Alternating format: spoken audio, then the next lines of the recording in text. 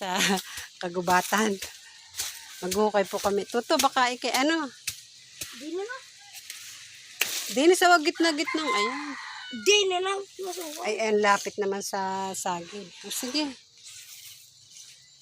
Dini, sa bandang ari. Maya pa ka na.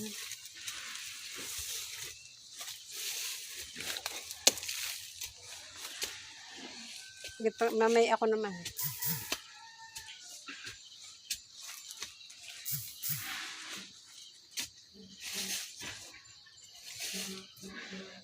Yan po, naghuhukay kami ng kayamanan.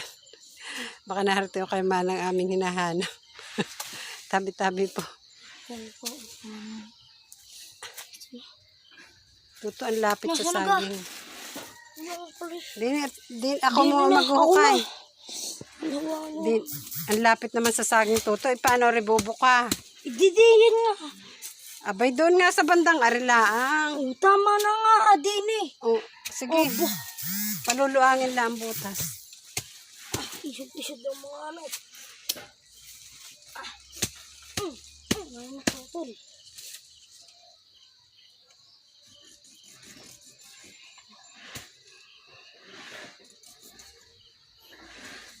Mapurol yung ating gulok eh. Nahanap na yung mami yung malaking gulok doon. Dati yun na ano din na yung Tito Aljon.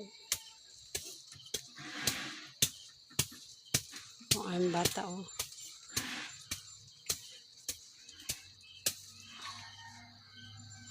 Dati may pang gano'n. Eh, wala nga eh. Maganda sana doon.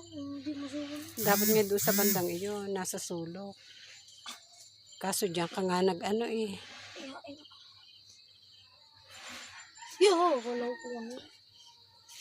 Ako muna nga maghukay.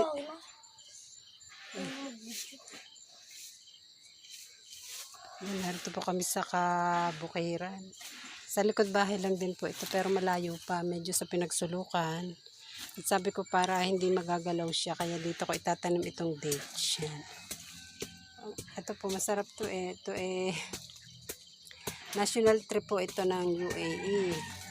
Ay nang matikman ko din napakasarap at saka maganda rin pala ang health benefits ito sa katawan natin. Saan yan? Pinali na kayo? Binuhay yan o si Inday. Buto lang din yan. Ewan ko dati may dinala rin sa kubong binuhay ko yung binuhay ko eh. Dinala na yung mami. Ewan ko kung nabuhay. Dinala nga doon sa kubo. Eh, gusto ko dito ako may tanim nito. Ang layo doon.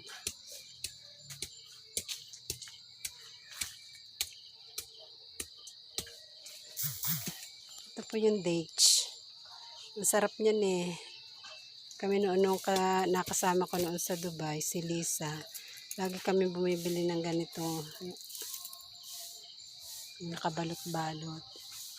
Lalo pag fresh siya, sarap niyan. Pinaka-dessert namin lagi. Aalisin pa pala ardin sa plastic na rin. Okay. Totoo ko muna maghukay. Thank you for watching.